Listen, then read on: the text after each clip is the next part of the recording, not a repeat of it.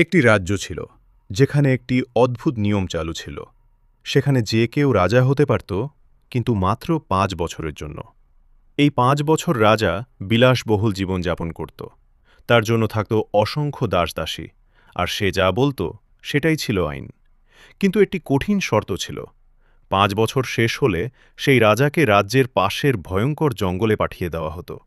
সেই জঙ্গলে ছিল হিংস্র প্রাণীতে ভরা, যেখানে গেলে কেউ আর ফিরে আসত না।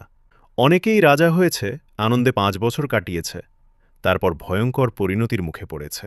একদিন এক বুদ্ধিমান যুবক সেই রাজ্যের রাজা হল।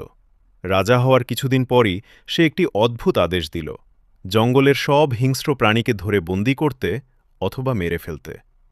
লোকজন অবাক হলেও রাজার আদেশ মানতে বাধ্য হল। ধীরে ধীরে জঙ্গল থেকে সব ভয়ঙ্কর প্রাণী সরিয়ে ফেলা হল। ১ বছর পর রাজা আবার আদেশ দিল, জঙ্গলের সব গাছ কেটে ফেলতে। সবাই আরও অবাক হল, কিন্তু তবুও কাজটি সম্পন্ন হল। ২ বছর পর রাজা বললেন, ওই জায়গায় একটি সুন্দর প্রাসাদ তৈরি করো। লোকজন তখন ভাবতে লাগল, রাজা হয়তো পাগল হয়ে গেছে। তবুও কেউ বাধা দিতে পারল না। সময়ের সাথে সাথে সেখানে একটি রাজপ্রাসাদ গড়ে উঠল। ৪র্থ বছরে রাজা আবার আদেশ দিলেন, এই প্রাসাদের পাশে একটি বাজার বসাও। অল্প সময়ের মধ্যেই সেই ভয়ঙ্কর জঙ্গলটি রূপ নিল এক নতুন জনবসতিতে, একটি ছোট সুন্দর রাজ্যে। অবশেষে ৫ বছর পূর্ণ হল। রাজ্যের লোকেরা নিয়ম অনুযায়ী রাজাকে সেই জঙ্গলে পাঠাতে এলো।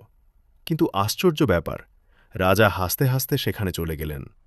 তখন সবাই বুঝতে পারল, এই রাজা শুধু ৫ বছরের জন্য নয়, তার ভবিষ্যতও আগেই গড়ে রেখেছিলেন। তিনি ভয়ঙ্কর জঙ্গলকে আগেই নিজের নতুন রাজ্যে পরিণত করেছেন। এই গল্প থেকে বোঝা যায়, বুদ্ধিমান মানুষ শুধু বর্তমান নয়, ভবিষ্যতের কথাও ভাবে। যারা আগে থেকেই প্রস্তুতি নেয়, তারাই শেষে জিতে। এস এম জীবন ৪৮৭